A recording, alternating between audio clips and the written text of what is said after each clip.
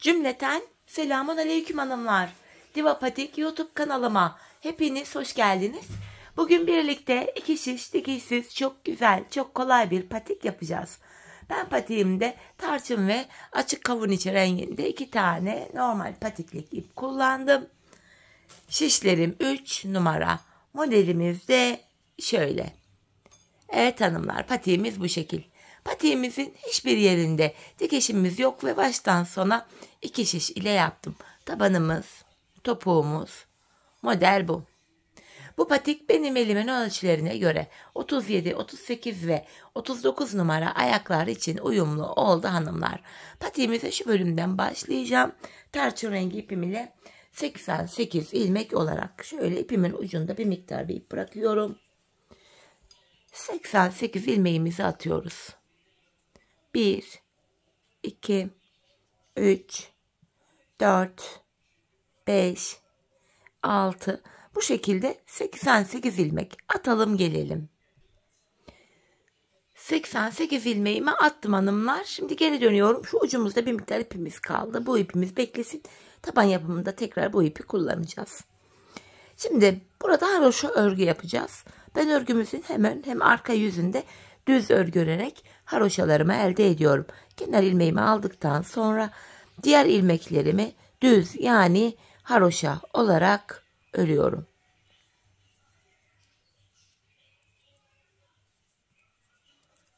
Bu şekilde ilmeklerin hepsini düz örüyorum. Sıra sonuna kadar ilmekleri haroşa örelim gelelim hanımlar. Sıra sonuna kadar ilmeklerimi ördüm. Geri dönüyorum hanımlar. Geri döndüğümüzde ön yüzdeyiz. Ön yüzde olduğumuzu şöyle kabul ediyorum.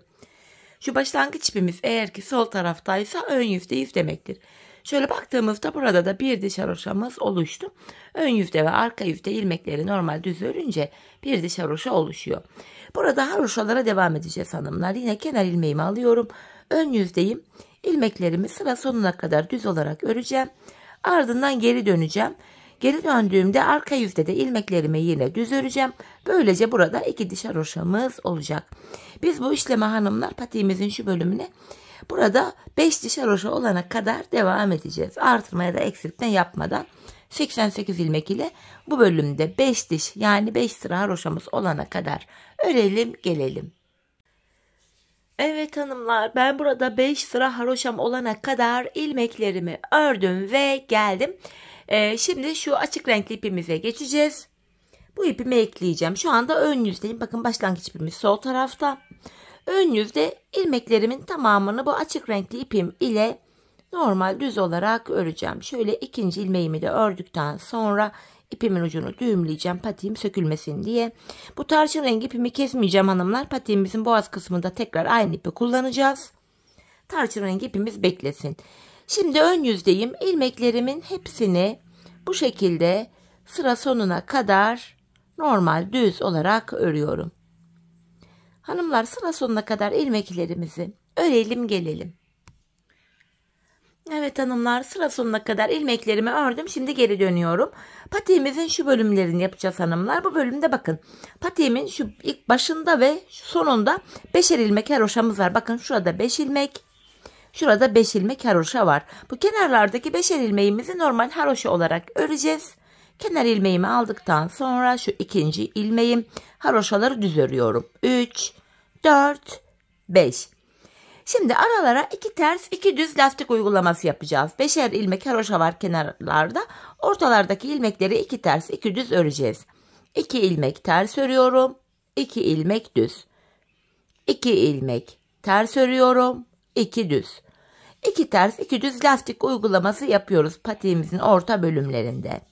2 düz, 2 ters, 2 düz, 2 ters. Bu şekilde hanımlar son 5 ilmek kalana kadar ilmekleri 2 ters 2 düz örelim gelelim. Son 5 ilmeğim kalana kadar ilmeklerimi 2 ters 2 düz ördüm. Bakın son 5 ilmeğim haroşa, bunları düz örüyorum. Kenarlarda 5'er ilmek haroşamız var. Sonuncuyu da ördüm. Şimdi geri dönüyorum hanımlar. Bakın şurada bu açık renkli ipim ile bir diş haroşamız oluştu. Artık aynı işlemi yapacağız. Kenar ilmeğimi aldıktan sonra 2, 3, 4, 5 ilmek haroşamı ördüm. Şimdi bu lastik uygulamasına devam edeceğim. Bakın burada 2 düz ilmeğim var. Düz örüyorum. Şu anda ön yüzdeyim. 2 tersimi ters örüyorum. 2 düz, 2 ters. 2 düz, 2 ters. Bu şekilde ilmekleri öreceğiz. Sıra sonuna kadar, gerçi son 5 ilmeğin sıra sonuna kadar derken son 5 ilmeği yine haroşa öreceğiz. Arka yüzde de yine aynı işlemi tekrarlayacağız hanımlar. Ortalar lastik oluyor. Bakın şöyle görüntümüz bu. Kenarlarda 5'er ilmek haroşamız var. Hanımlar biz bu işleme şu kenarda açık renkli ipimiz ile 9 diş yani 9 sıra haroşa olana kadar devam edeceğiz. Zaten bir diş haroşamızı birlikte yaptık. Şimdi ön yüzde öreceğiz. Arka yüzde tekrar örünce burada 2 diş haroşa olacak. Aynı işlemi devam ettireceğiz. 3 diş derken burada koyu renk değil. Bakın şu sadece açık renkli ipimiz ile 9 diş haroşa olana kadar devam edeceğiz. Şimdi hep birlikte bu bölümde 9 diş haroşa olana kadar patiğimizin bu orta kısmı da örelim gelelim hanımlar. Evet hanımlar. Bakın şurada 9 diş 9 sıra haroşa olana kadar patiğimin bu bölümünü ördüm. Kenarlar 5'er ilmek haroşa, ortalar 2 ters 2 düz lastikti. Burayı tamamladım. Şimdi kesimlerimizi yapacağız hanımlar. Bu aşamada yine kenardaki 5'er ilmek haroşamız haroşa olarak örülüyor. 5 ilmek haroşamı ördüm. Şimdi bakın burada 2 düz ilmeğim var. 2 düz ilmeği düzden kesim yapıyorum. Bakın ikisini bir kestim. Burada 2 ters ilmeğim var. Ters ilmekleri de tersten kesiyorum. Şöyle. 2 düz ilmeği düzden kesiyorum. 2 ters ilmeği de tersten kesiyorum. Bu şekilde. Düzleri düzden, tersleri tersten keserek patiğimin bu bölümünü örüyorum. Şöyle. Bu şekilde hanımlar aradaki 2 ters 2 düz lastiklerimizi keseceğiz.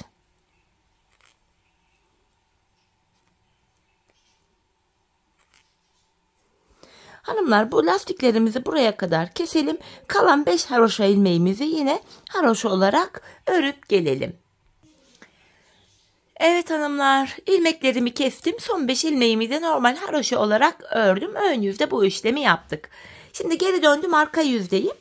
Arka yüzde yine kenar ilmeğimle birlikte toplam 5 ilmek haroşamı düz örüyorum. Şu 5. ilmeğim. Diğer ilmekleri de gördüğümüz gibi öreceğiz. Bakın burada bir ters ilmeğim var. Kesim yapmıştık çünkü ön yüzde. Bir düz. Bir ters, bir düz. Bir ters, bir düz. Bu şekilde aradaki ilmeklerimizi bir ters, bir düz olacak şekilde örelim. Yine kalan son 5 ilmeğimizi haroşa olarak örüp gelelim. Sıra sonuna kadar ördüm geldim hanımlar. Kesimleri yaptık. Şişimizde bu aşamada 49 ilmeğimiz kaldı. Patiğimizin bu bölümünü tamamladık. Şimdi bu bilek kısmını yapacağız. Yani şu boğaz kısmını. Burada yine koyu renkli ipime geçeceğim. Aşağıda bırakmıştım onu. Haroşa örgü uygulaması yapacağız. Şöyle biraz esnek bir şekilde ipimi bırakıyorum şurada. İlmeklerimi bu defa tarçın rengi ipim ile hepsini haroşa öreceğim. Bilek bölümünde de haroşa örgü uygulaması yapacağız çünkü. Açık renkli ipimi de artık kesiyorum. Artık kullanmayacağım onu. Koyu renk ipimizle devam edeceğiz bilek bölümünde. Hemen şuraya da düğüm attım. Patiğimiz sökülmesin. Bu aşamada haroşa öreceğiz hanımlar.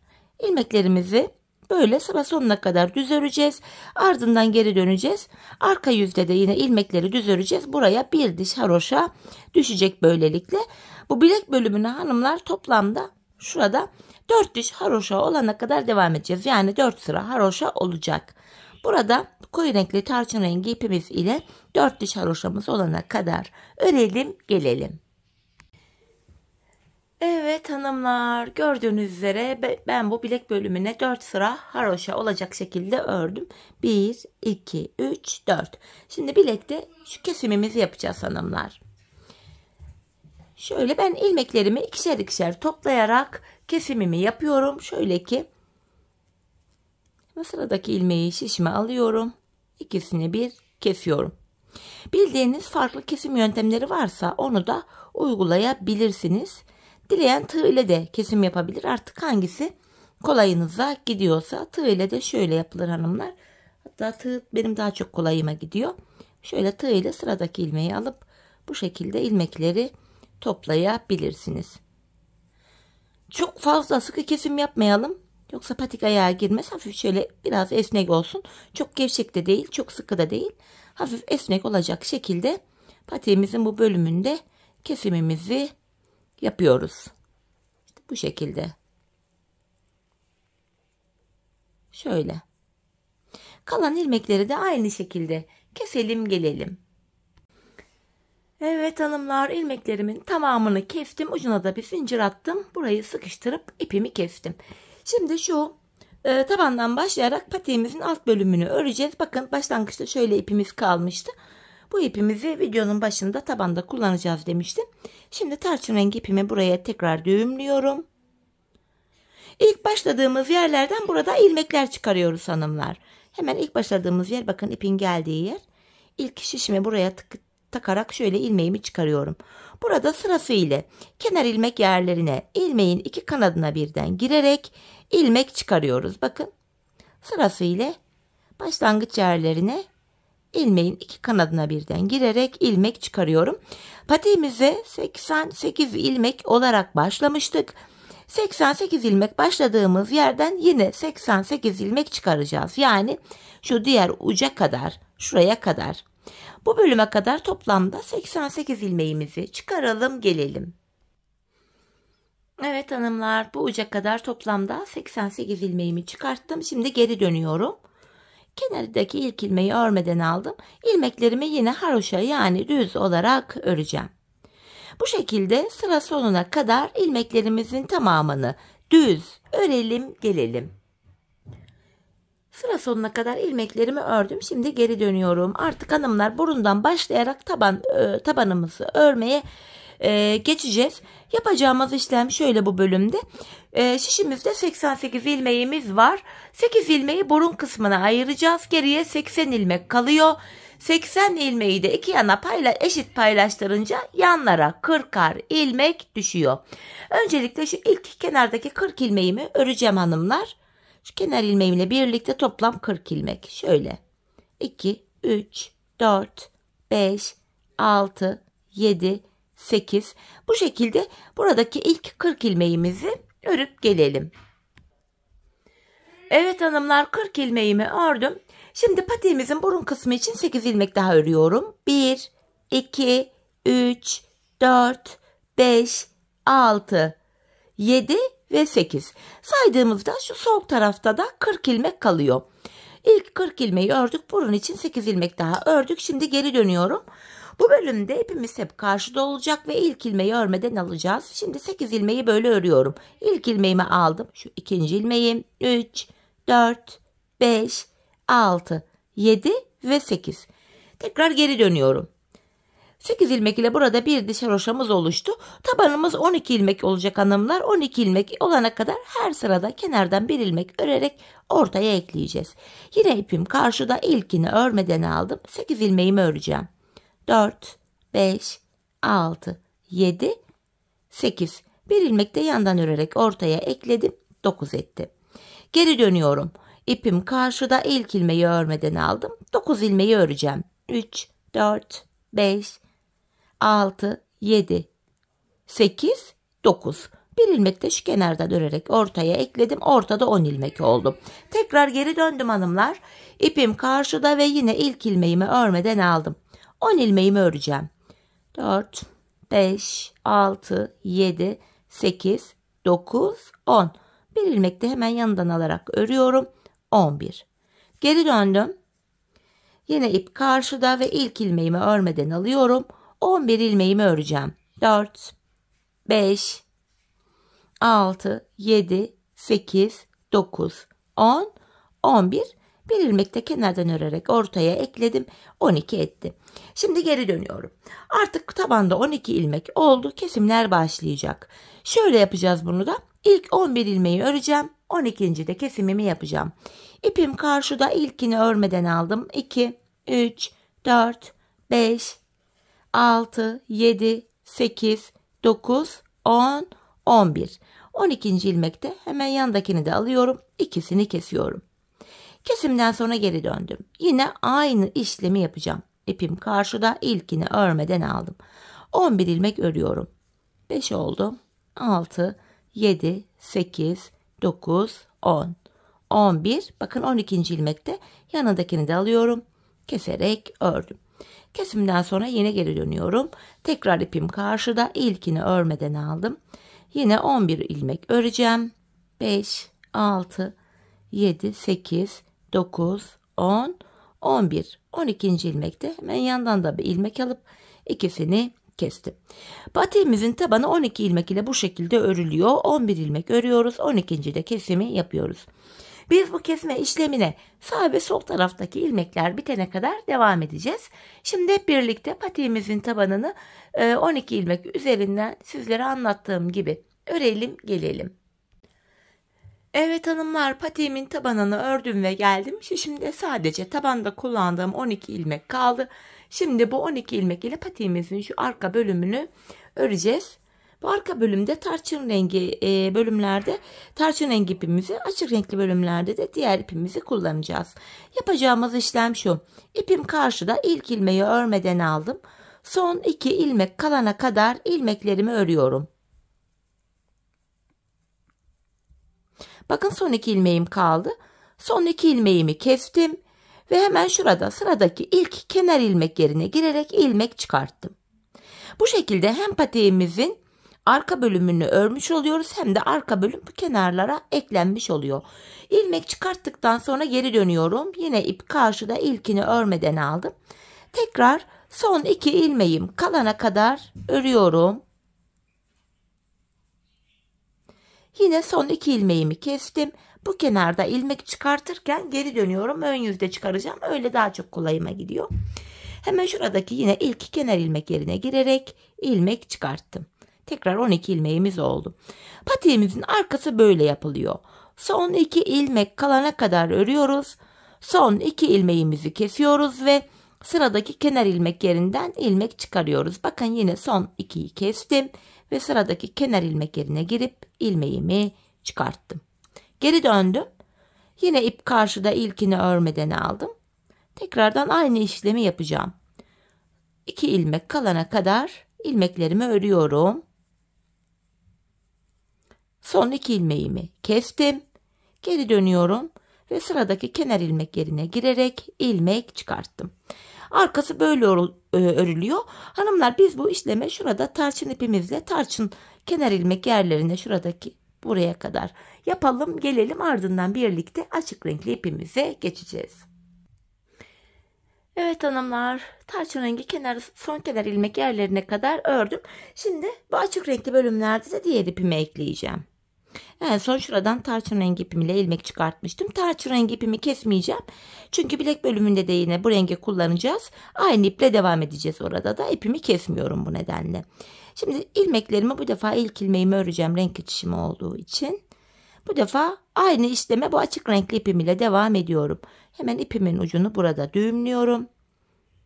Şöyle ilmeklerimi örüyorum. Aynı işlemi yapıyorum. Sadece renk değişikliği yaptım. Şöyle son 2 ilmeğim kalana kadar yine öreceğim. Son 2 ilmeğimi kesiyorum ve burada bakın ilk kenar ilmek yerine açık renkli. Buraya girerek ilmek çıkarttım. Geri dönüyorum. Yine ipim karşıda, ilkini örmeden aldım. Tekrar son 2 ilmek kalana kadar örüyorum. Yine son 2 ilmeğimi kestim.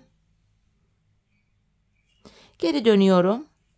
Burada da hemen bakın ilk açık renkli kenar ilmek yerine girerek ilmeğimi çıkarttım.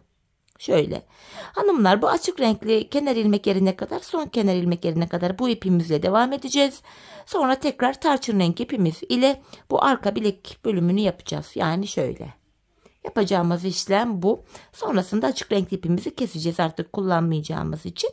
Şimdi patiğimizin arka bölümünü şu son kenar ilmek yerlerine gelene kadar örelim gelelim, ardından buluşalım.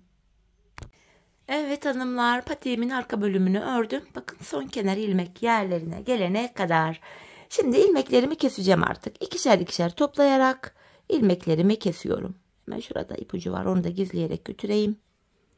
Patiğimizi Böylece tamamlamış olduk. Sadece öndeki kordon fiyongunun yapılışını hemen göstereceğim size ardından.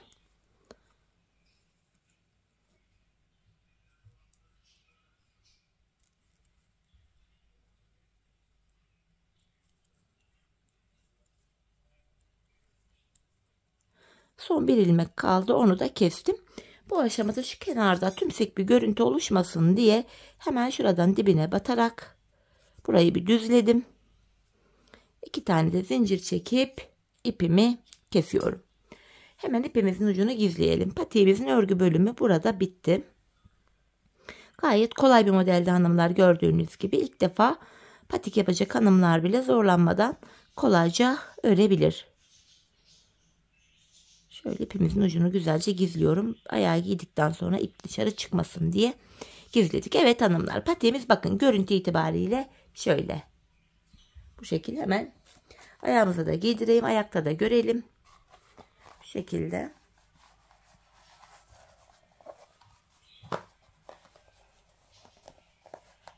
Çok hoş bir patik oldu hanımlar, inanın. Kullanışlı, ayakta çok rahat, kolay da bir model, çok pratik. Bakın patiğimizin ayaktaki duruşu da hemen mankenime giydirdim. Şöyle hemen altını üstünü iyice bir göstereyim size. Bakın patiğimizin arka bölümü. Model şu. Hemen şu fiyongunu nasıl yaptığımı da size göstereceğim. Öncelikle şu tarçın rengi ipimle hanımlar 1 metre kadar bir ip ayarlıyoruz. Şöyle 1 metre kadar bir ip kesiyoruz. Bakın şöyle. Bu ipimi şöyle ikiye katlayacağım hanımlar. Şöyle bakın ikiye katlıyorum. Ucunu da hatta düğümleyebiliriz. Bunu hanımlar şöyle kıvırıyoruz. 2 katladık. Bakın ipimizi bu şekilde kıvıracağız. Hani şöyle. Bayağı bir kıvırıyoruz bunu. Bu şekilde şu ipimizi hanımlar bu şekilde bir kıvırıp gelelim. Evet hanımlar, bakın bu şekilde bayağı bir kıvırdım. Hatta istediğiniz kadar şöyle kıvırabilirsiniz. Tekrar bunu da şöyle ikiye katlıyorum. Şöyle.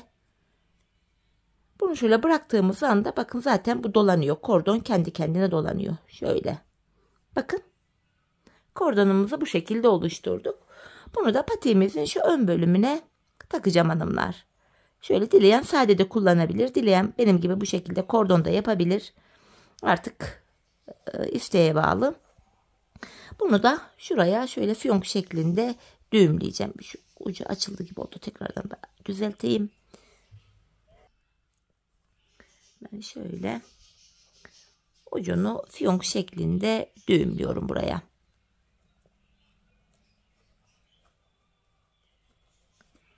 Şöyle. Bakın gayet tatlı, şık gösterdi patiğimizi bu şekilde. Hatta şu ucuna da düğüm atmam gerekiyordu. Unutmuşum. Neyse videodan sonra onu da hallederim. Patiğimiz bu şekilde hanımlar. Şöyle çok güzel, çok cici bir patik oldu. Evet hanımlar, yine birlikte güzel bir modelin daha sonuna geldik. Umarım sizlere faydalı, hoş bir video olmuştur. Yeni modellerde, yeni videolarda buluşmak dileğiyle. Şimdilik hoşça kalın, sağlıcakla kalın.